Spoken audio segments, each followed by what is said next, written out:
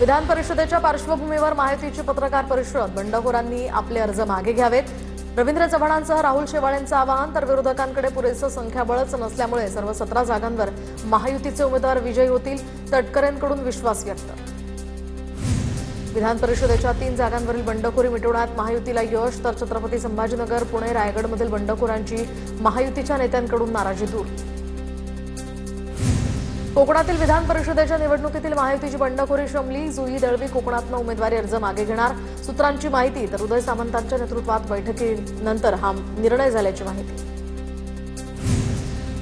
मंत्री उदय सामंतांच्या नाशिकमध्ये भेटीगाठी सुरू. बंडखोर उमेदवारांचे बंड थंड करण्यासाठी उदय सामंत नाशकात. दादा भुसे आणि सामंतांकडून पक्षातील नाराजांची मनधरणी. अपक्ष उमेदवार परवेज कोकणी, विष्णुपंत, महेश दुने, गोरख बोडके यांच्या माघारीसाठी. तर गीतेबंधूंच्या माघारीसाठी शिंदेंच्या शिवसेनेचे संपर्क प्रमुख सामंत नाशिकमध्ये आहेत. गीतेबंधू हे मात्र नाशिकमधून गायब असल्याच्या चर्चा. गीतेबंधूंच्या माघारीसाठी शिंदेंच्या सेनेचे शर्थीचे प्रयत्न सुरू असल्याच्याही चर्चा. या ठिकाणी सामंत यांनी सांगितलंय ते मुंबईमध्ये असल्याची माहिती सामंतांनी दिली आहे. नाशिकमध्ये विधानसभेसाठी आमच्या पक्षाकडून चर्चा करून 2 उमेदवार ठरवले होते. मात्र निवडणूक एकतर्फी दिसत असल्यामुळे कुणी फार उत्साहानं पुढे आलं नाही. नाशिकमध्ये ठाकरेंच्या सेनेतनं उमेदवारी अर्ज न भरल्यानंतर संजय राऊतांची ही प्रतिक्रिया. निवडणुका आणि वास्तव हे सर्वश्रुत आहे. मतांच्या गणितामध्ये आमची मतं कमी हे वास्तव. ठाकरेंच्या सेनेचे नेते अनिल कदम यांची प्रतिक्रिया. तर घोडे बाजार आणि निवडणुका हे एक समीकरण झालंय. अनिल कदम यांचा आरोप. नाशिक परिषदेमध्ये अनिल कदमांनी अर्ज दाखल केला नाही. सूत्रांची माहिती. छत्रपती संभाजीनगर विधान परिषद निवडणुकीत अब्दुल सत्तारांच्या बंडखोरीनंतर आता ठाण्यामध्ये उपमुख्यमंत्री शिंदेंच्या उपस्थितीत महत्त्वाची बैठक. सत्तार, संदीपान भुमरे, संजय शिरसाट आणि पदाधिकाऱ्यांसोबत 3.5 तास चर्चा. युती धर्म पाळा, शिंदेंचा सत्तारांना सल्ला. पक्ष संपू नये, पक्षाचं नुकसान होऊ नये अशी भूमिका. आमच्याकडनं मोठा भाऊ सत्ता हिसकावून घेतोय. महायुतीमध्ये असून सुद्धा विरोधी पक्षांपेक्षा सुद्धा भाजपकडनं वाईट वागणूक. सत्तारांच्या निशाण्यावर संभाजीनगरमध्ये नेते. अंबादास दानवेंच्या बोलण्याचं वाईट वाटत नाही. दरम्यान संभाजीनगरमध्ये शिवसेनेची पकड आहे. दानवेंसोबतच्या गळाभेटीनंतर अब्दुल सत्तारांचं वक्तव्य. तर काल योगायोगानं अंबादास दानवेंसोबत भेट झाली. सत्तारांची प्रतिक्रिया. 4 जूनपर्यंत तोडगा निघेल. अब्दुल सत्तारांच्या बैठकीनंतर उपमुख्यमंत्री एकनाथ शिंदेंची प्रतिक्रिया. तर फडणवीसांशी चर्चा करून निर्णय घेणार. सत्तारांचं वक्तव्य. दरम्यान उद्या विधान परिषदेसाठी अर्ज मागे घेण्याची तारीख. भाजप शिवसेनेला मित्रपक्षाप्रमाणे वागवत नाही. अब्दुल सत्तार, संजय गायकवाडांनंतर आता भोंडेकरांची सुद्धा भाजपवर नाराजी. भंडाऱ्याचे पालकमंत्री शिवसेनेच्या नगरसेवकांना निधी देत नाहीत. नरेंद्र भोंडेकरांचा हा आरोप. आमचा पहिला शत्रू शिंदे सेना. तर शिंदे सेनेला रोखणं मोठं आव्हान नाही, तो केवळ पैशांचा फोर्स. दरम्यान संजय राऊतांची ही टीका. तर 18 तारखेला सकाळी आमच्या नगरसेवकांना आदेश दिले जातील. राऊतांचं वक्तव्य. सोलापूर विधान परिषदेमध्ये काँग्रेस उमेदवार आदित्य फत्तेपूरकरांचा अर्ज बाद. काँग्रेसचे सूचक नागेश भोसले यांची सही बोगस असल्याचं निष्पन्न झाल्यानं अर्ज बाद ठरवण्यात आला. तर भाजपनं काँग्रेसच्या सूचकाचं अपहरण केलं. बहुमत असताना सुद्धा का घाबरताय, प्रणिती शिंदेंचा आरोप. अमरावती परिषदेचा अर्ज बाद केल्यानंतर अपक्ष उमेदवार विप्लव बाजोरिया यांची कोर्टात धाव. तर विप्लव बाजोरिया यांची मुंबई हायकोर्टाच्या नागपूर खंडपीठात धाव. त्यांनी प्रतिज्ञापत्रामध्ये दिलेल्या संपत्तीच्या माहितीमध्ये तफावत असल्याचा त्यांच्यावर आरोप. अमरावतीमध्ये बाजोरिया पिता पुत्रावर गाडगेनगर पोलीस ठाण्यात गुन्हा दाखल. शासकीय कामात अडथळा आणल्याचा बाजोरिया यांच्यावर आरोप.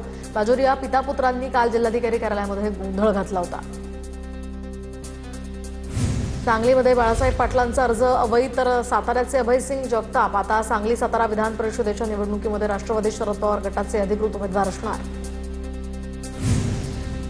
नाशिकचे महायुतीचे उमेदवार नरेंद्र दराडेंकडून देवगिरी बंगल्यावर सुनेत्रा पवारांची भेट. तर महायुती म्हणून माझा विजय नक्की होईल.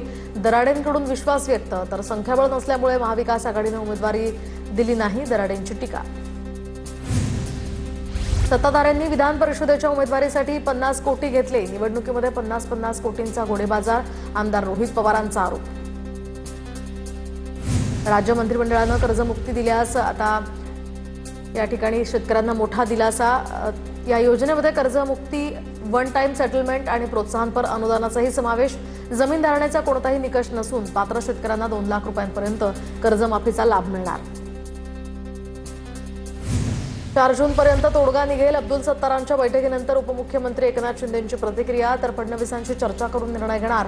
सत्तारांचं वक्तव्य. दरम्यान उद्या विधान परिषदेसाठी अर्ज मागे घेण्याची तारीख. भाजप शिवसेनेला मित्रपक्षाप्रमाणे वागवत नाही. अब्दुल सत्तार, संजय गायकवाडांनंतर आता भोंडेकरांची सुद्धा भाजपवर नाराजी. भंडाऱ्याचे पालकमंत्री शिवसेनेच्या नगरसेवकांना निधी देत नाहीत. नरेंद्र भोंडेकरांचा हा आरोप. आमचा पहिला शत्रू शिंदेसेना, तर शिंदेसेनेला रोखणं मोठं आव्हान नाही, तो केवळ पैशांचा फोर्स. दरम्यान संजय राऊतांची ही टीका. तर 18 तारखेला सकाळी आमच्या नगरसेवकांना आदेश दिले जातील, राऊतांचं वक्तव्य. सोलापूर विधान परिषदेमध्ये काँग्रेस उमेदवार आदित्य फत्तेपूरकरांचा अर्ज बाद. काँग्रेसचे सूचक नागेश भोसले यांची सही बोगस असल्याचं निष्पन्न झाल्यानं अर्ज बाद ठरवण्यात आला. तर भाजपनं काँग्रेसच्या सूचकाचं अपहरण केलं. बहुमत असताना सुद्धा का घाबरताय, प्रणिती शिंदेंचा आरोप.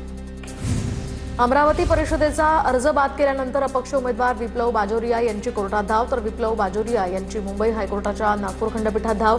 त्यांनी प्रतिज्ञापत्रामध्ये दिलेल्या संपत्तीच्या माहितीमध्ये तफावत असल्याचा त्यांच्यावर आरोप.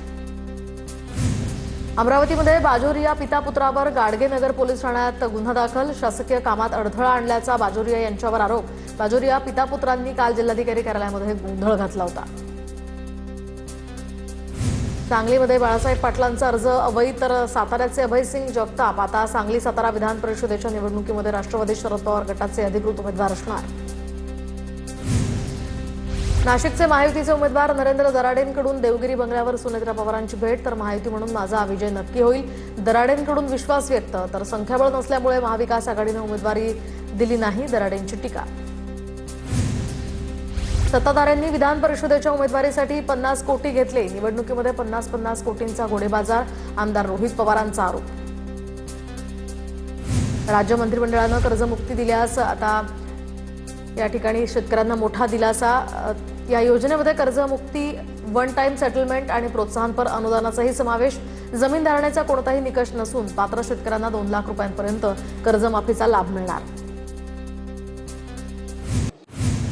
भाजप महायुती सरकारची कर्जमाफी शेतकऱ्यांसाठी दिलासा आहे की आणखी एक निवडणूक पर्व? निवडणुकीच्या पूर्वीचा हा जुमला. सरकारची पद्धतच घोषणा आणि लाभार्थी कमी.